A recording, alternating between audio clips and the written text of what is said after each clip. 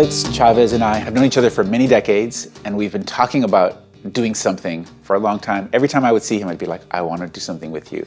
And yes, you know, and finally, you know, I got the phone call and I was so excited. And, you know, I don't think he knows how much it meant to me that he asked me to do this. Yeah, and I have this thing, I like working with talented people. That makes sense.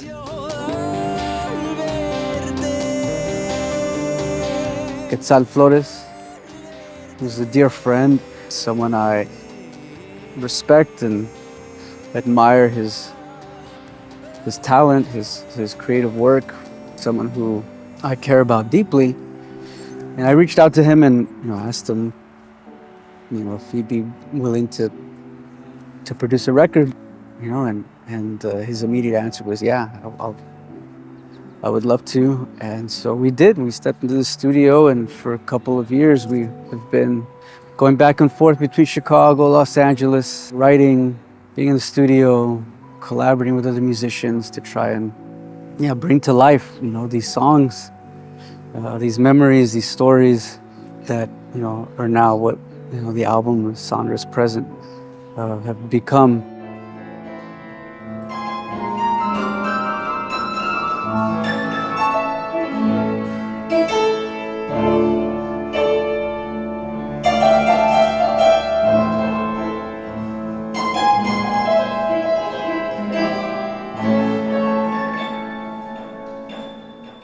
My goal is to make sure that the artist is not the same person or artist at the end of this production.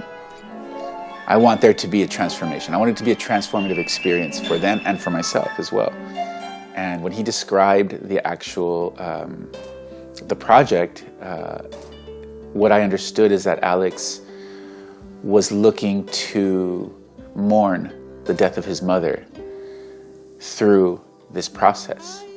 And to me, that was incredibly powerful, because it doesn't just mean an opportunity for Alex to mourn, which I love Alex and I want him to be able to mourn properly.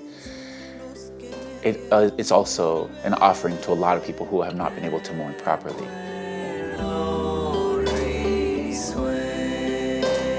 But I didn't really anticipate it being, you know, the solo record of sorts, but that's what it became. You know, my songwriting, my stories, my sense of memory, my sense of working through loss, trauma, and writing to remember. When someone tells me they need to mourn, I take it very seriously. And a lot of my work is in the traditional arts, and so in order for us as human beings to really invest in healing practices, we have to mourn.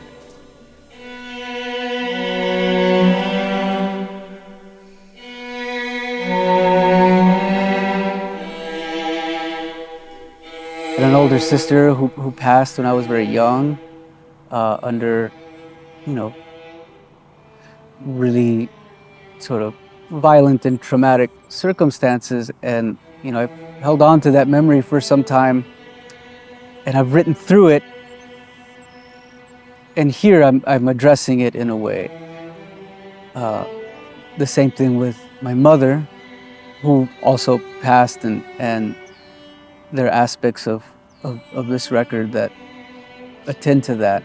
There's one thing I didn't anticipate is throughout this whole process was that I would also lose my father through it. So my father passed away just a few months ago.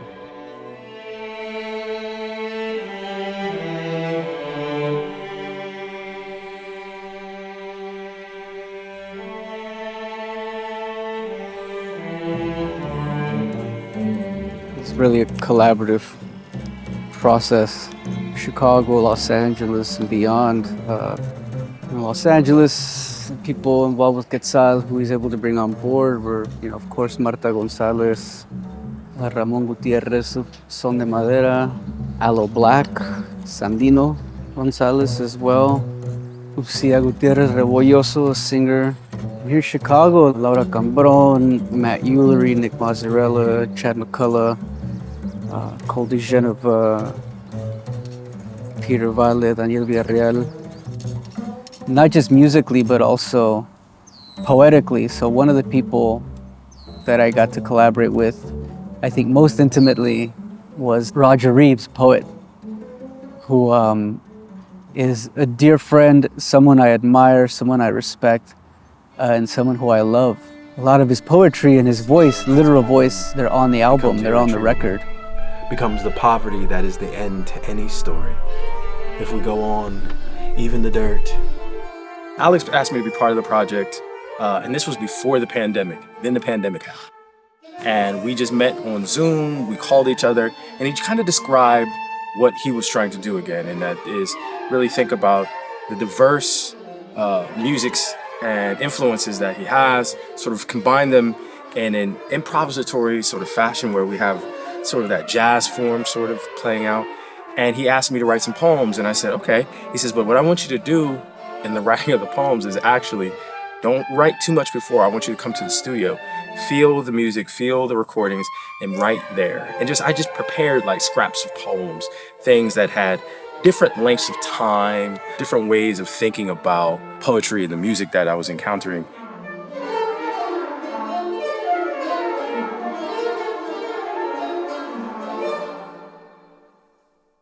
So some of the sonic and poetic themes that were strung through the music that sort of gave the project its cohesion was using the ethnographic sound work that Alex had done from his book. So he had sounds of him, for instance, walking in an early morning when the bird calls. And one of the things that I was interested in doing was taking a lot of the sort of sonic material that he had from those ethnographic moments in Mexico and really writing into them, because there was a lot of space.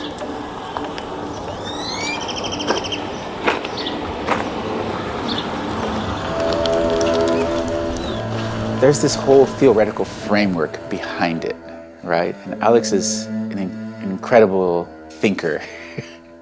And I love hearing him express himself. I think sonically, I've never been involved in a project that is really thinking about jazz as it's thinking about wapango, it's thinking about dance, right? And Sonorous as it's also thinking about the poem. Este era un ángel que del cielo bajó en el nombre del Padre y del Hijo del Espíritu Santo también. Sonorous present, there are two ways of thinking about that. Sonorous clearly around the sonic and sound, but present in two ways, as present tense as the now, but also as a gift.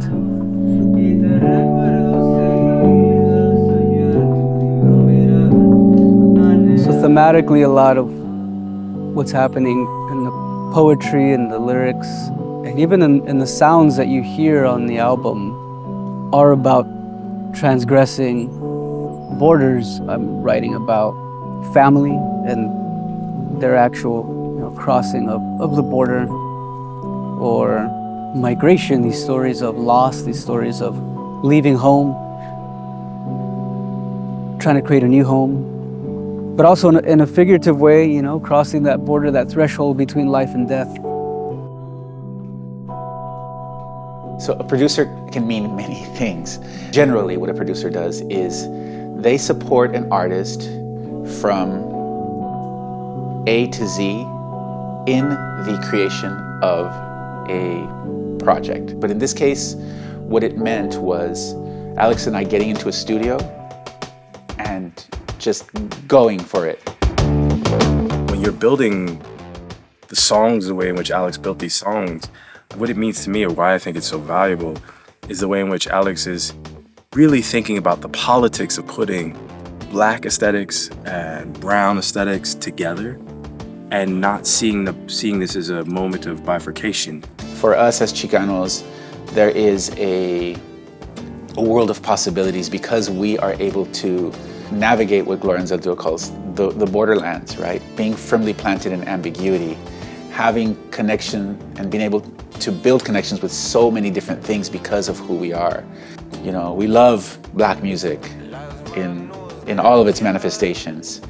We love post-punk from Manchester from the 80s, because it says something, about who we are as well. It's a direct reflection of being working class, of being immigrant. It's about a community coming together. It's about the politics of us making not the American music that people think we're making, but a type of new American music that is political, that is beautifully sonorous, and one that embraces all the ruptures and the raptures of what it is to be living in a country that is constantly trying to kill you.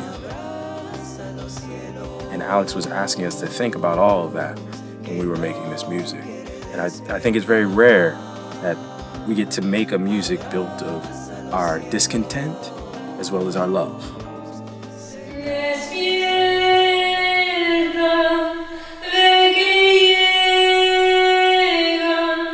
How do you create through and write through trauma, but in a way that is both attends to loss, but the possibilities of healing, or for me, just really trying to remember?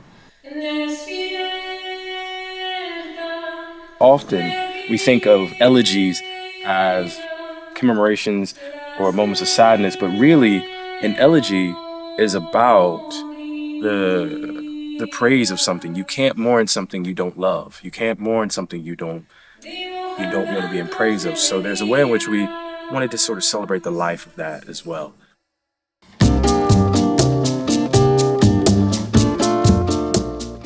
We were able to achieve the thing that we had set out. He and I have a much stronger bond at the end of it. There was a transformation in our relationship. There was a transformation as individuals within it. To me, bringing all of these different sorts of musicians from different sorts of backgrounds, different types of artists to make this sound is a vision of the future.